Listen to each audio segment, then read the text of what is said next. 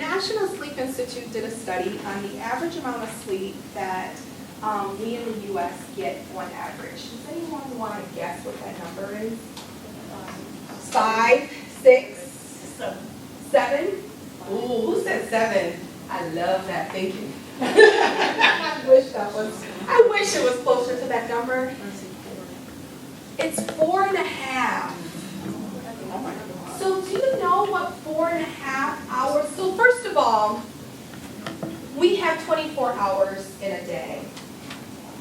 Most of us, on average, our 16 hours of wakefulness is enough with 8 hours of sleep.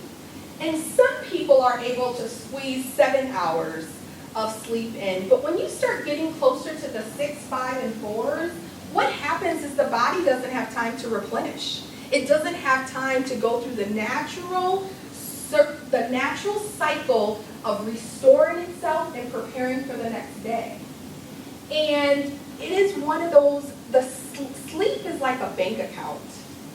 Every single day, you get deposited 8 hours. And if you don't use all those 8 hours, you go into the negative zone.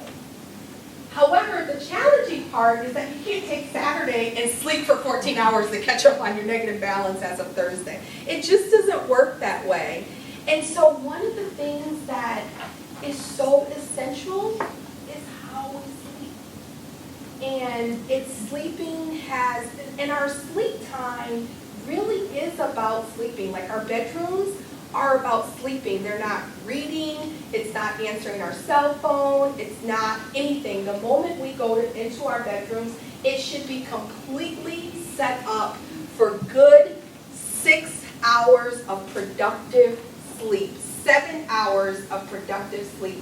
And if we're lucky, I'm hoping, because I'm at 7.5 right now consistently, we can all get to 8 hours of consistent, good sleep. I tell you, try it for 1 week. Just give it a try. Just say, you know what? I heard Vickie say this, and I'm just going to see if it has any validity.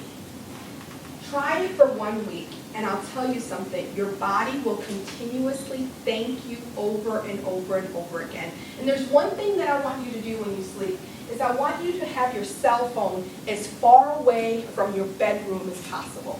Off. Off. Thank you.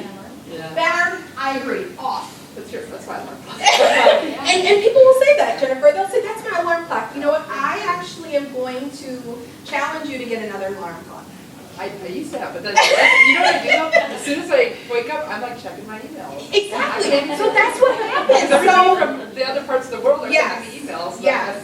So the tendency to check your emails first thing in the morning is there when your phone is an alarm clock. Yep. Get an old style alarm clock. One that doesn't even eliminate the fluorescent light from it. That's all you need, honestly, is just to have your body get back opportunity. The next thing is food.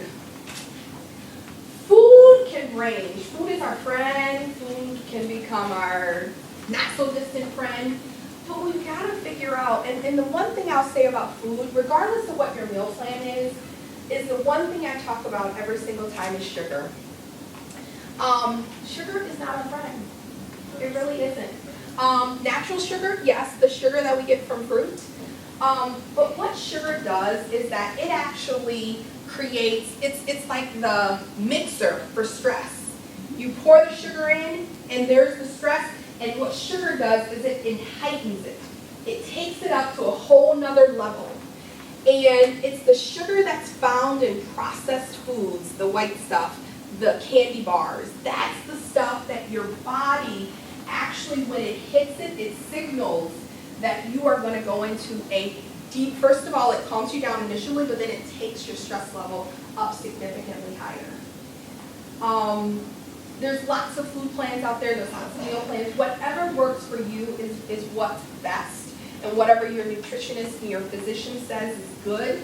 But what I will tell you is that sugar, literally, if you can start to eliminate it, and how I started is I just started one day at a time. And that one day turned into 5 days, and that 5 days turned into 10 days. And my story is I used to weigh 248 pounds, and today I weigh 187 pounds. And it's a journey, but what I will tell you though is that sugar was the biggest part that I got rid of. Just letting go of sugar. And I still eat good. I still have fun eating. I don't love cooking, but I figured out simple things that work for me. And it's figuring out what works for you. The third thing is water. Our body needs it, it desires it, it wishes for it, it wants it all the time. Water really creates the natural replenishment of hydration that we lose throughout our day. 64 ounces is the average. However, I'll take anything. Anything you can give me to start out with.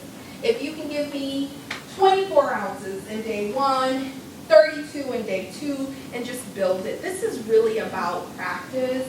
It's about building from where you are. I'm not thinking about, when you think about it in terms of running metaphors, we're really about the marathon and not the sprint. And it's how do we take care of ourselves in ways that align with our daily practices.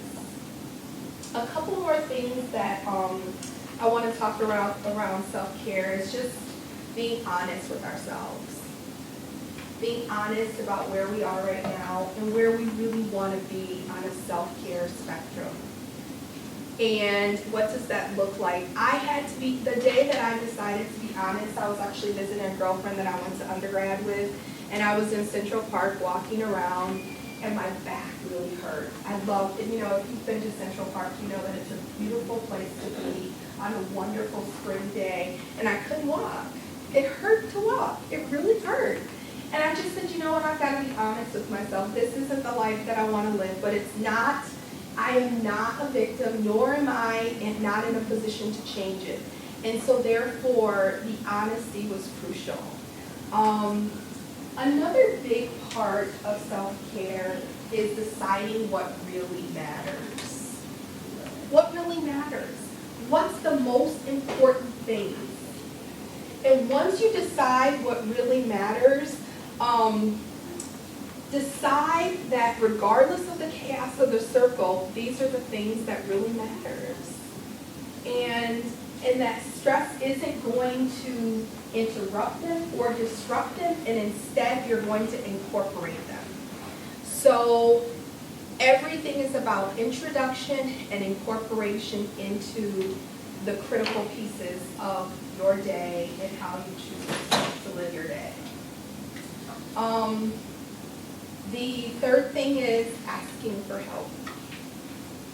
And I can tell you this, and I would love to hear your thoughts. That's the hardest thing for me to do. I love giving help. So people call me and they're like, when you're a business professor, everyone thinks you know everything about business from start to finish. So I get questions about business plans, I get questions about sales projections. I'm like, I don't know all that. I really don't. But what I can tell you is that it's so essential. Every time someone calls me for help, I first start by saying, I applaud you for the call, because I know it wasn't easy. But one of the things that, the way that we really get a chance to take care of ourselves and to really allow the stress to not play a role is